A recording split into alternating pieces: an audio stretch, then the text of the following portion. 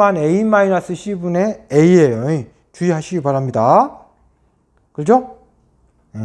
그 공식 반드시 암기하시기 바라고. 여기 노트북 했죠?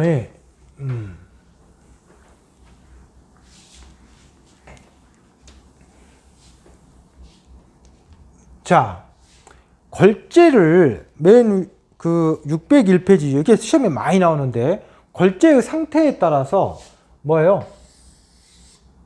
우리가 이렇게 됩니다. 완전히 절대 건조 상태.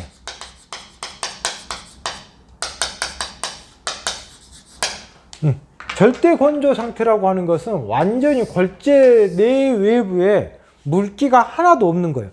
그러니까 절대 건조 상태라고 하는 것은 110도씨에 완전히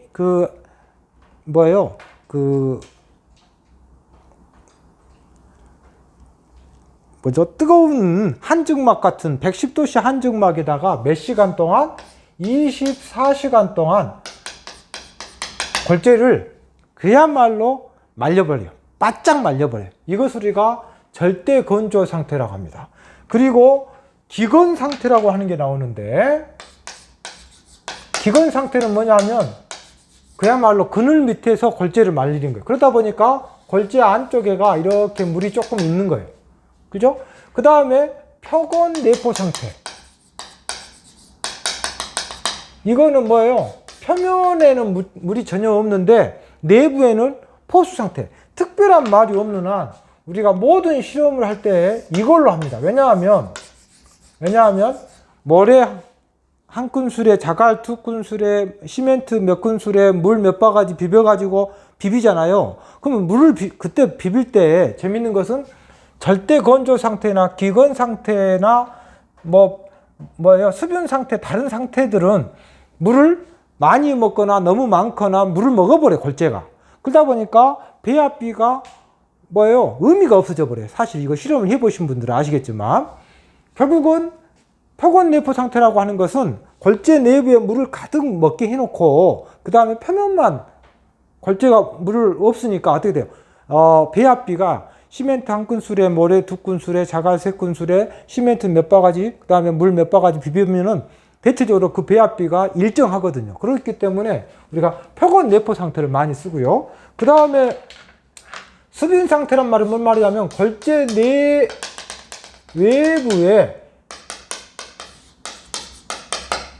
내외부에 물이 너무 많아요. 문제는 걸재 내부에 물이 많은 것은 문제가 안 되는데, 여기 밖에 있는 물기가 물이 너무 많을 수도 있고 수분 상태가 적을 수도 있고 하다 보니까 편차가 또 심해요. 그래서 편차가 가장 적은 것은 뭐다? 표건 내포 상태라는 거 일단 알아두시기 바라고. 자, 이때 시험 문제에서 당연히 걸재는 같은 걸재인데 물에 따라서 어떻게 됩니까? 무게가 더 틀려질 거 아닙니까? 어떤 게 제일 가볍겠어? 완전히 건조 상태가 예를 들어서 EX로 얘가 40g이고, 이걸 그냥 예를 들은 거예요. 얘가 42g, 얘가 45g, 얘가 50g이다. 라고 할 때, 그러니까 이거 시험 문제에서 뭐가 나오냐면, 여기서부터 여기까지를 우리는 뭐라고 하냐면, 함수량이라고 합니다. 함수. 여러분들 책에 뭐라고 되어 있어요? 함수량. 그 다음에 여기를 우리는 표면수량이라고 합니다.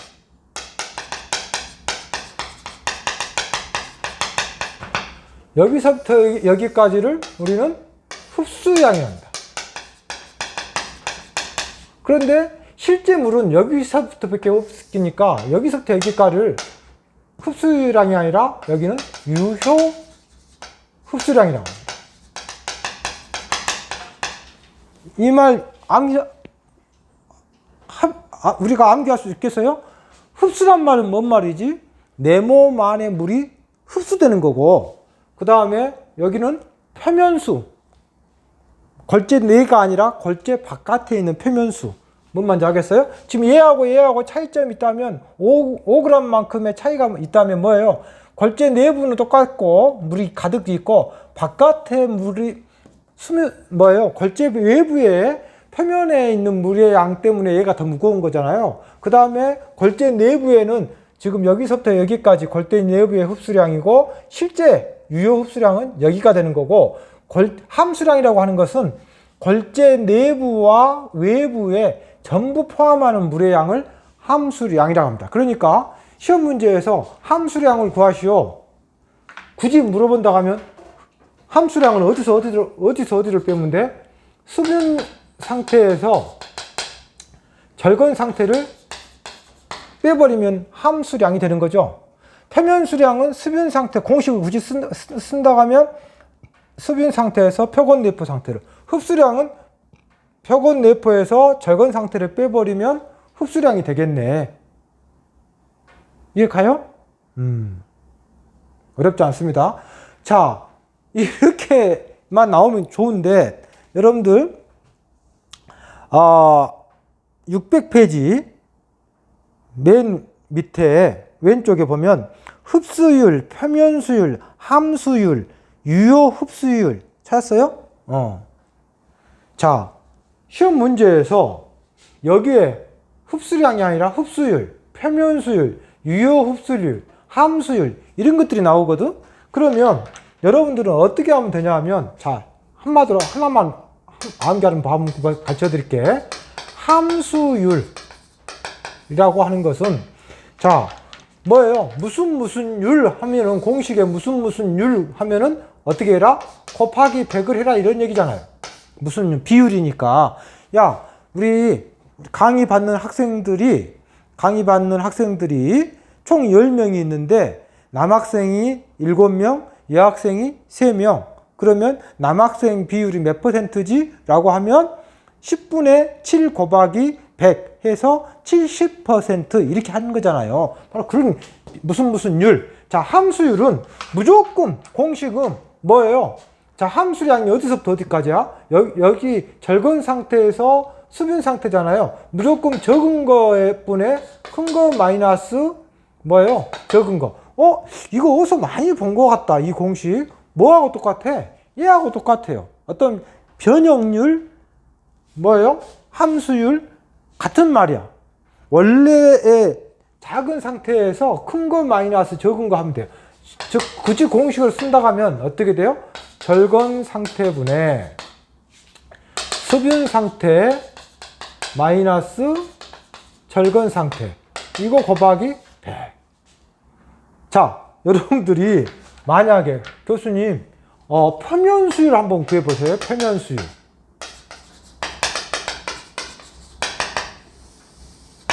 표면수율은 여기네요. 표면수량이 여기서부터 여기까지니까, 그러면 뭐예요? 표건 내포 분의 뭐예요? 수분 상태 마이너스 표건 내포, 이거 곱하기 무슨 율이니까 곱하기 100. 주소 안 주소? 그러니까 여러분들이 지금 함수율이나 표면수율이나 흡수율이나 유효 흡수율이나 공식은 무조건 이 개념으로 정리하면 된다. 공학에서 쓰는. 그러니까 여러분들 공식을 무조건 막연히 외우려고 하지 마시고 그 개념을 이해하시면 얼마든지 문제를 풀 수가 있습니다. 주소 안 주소? 미쳐버리죠. 이 대학 와가지고 진짜 여러분들 다시 한번 정말 간곡하게 부탁하는데, 건축기사 자격증 소름이 끼칠 정도로 나중에 여러분들이 졸업하고 현장에 가보면 너무나 중요합니다. 지금 여러분들이 생각하는 만큼이 100이라면 실제 현장에 가면 한 1000% 중요하다고 보시면 돼요. 너무 중요해. 그런데 그 건축기사 시험이 그냥 못 오를 정도의 태산처럼 그냥 우리가 감당할 수 없을 만큼의 어렵냐? 천만의 말씀, 너무나 쉽다 이 말이에요. 줍다가 허리 아파본다 이 말이에요. 여러분들이 좀 포기만 하지 말고 내 강의를 꼼꼼하게, 저번에 중간고사 기말고사 보니까 어떤 학생 진짜 3번 4번 내 수업을, 내 강의를 되돌려보고 또 몇몇 학생들 3명씩 2명씩 와가지고 내 연구실 찾아와가지고 이렇게 물어보고 교수님 여기는 이거는 어떻게 풀어요? 근데 본인들은 엄청 고민하고 했던 것들인데 내 설명 조금만 들어버리면 아무것도 아니거든. 그죠? 여러분들 제발 포기하지 마시고 여러분들이 좀만 내가 하자는 대로만 좀 해주시면 다 시험에 합격할 수 있어요. 자, 콘크리트의 품질 시험에는 뭐가 있냐? 이 현장의 콘크리트 품질 시험 이거 중요합니다. 슬럼프 시험, 압축 강도 시험, 공기량 시험, 염화물 시험 이거 기본적으로 4개를 항상 해요. 저 대학원 다닐 때 이거 무지한히 했습니다. 선배들 석사, 박사 논문 실험할 때마다 그냥 도와줬어요. 지금 같으면 실제 요즘에 있잖아요. 너무 그런 어떤 이윤이랄까, 이익이랄까, 어떤 계산적이랄까. 사실은 나는 그냥 선배들이 도와달라고 하니까 그냥 무료로 도와줬어요. 근데 도와주면서 어떻게 돼요? 내가 그 노하우가 쌓이는 거죠. 그게 다 내 거죠. 젊었을 때의 경험은 정말 돈 주고도 살 수 없는 게 경험이잖아요. 그래서 여러분들이 그런 것들을 반드시 내 거화 했으면 좋겠다. 그 슬럼프 시험, 압축 강도 시험 반드시 다 정리를 해 주십사. 그죠?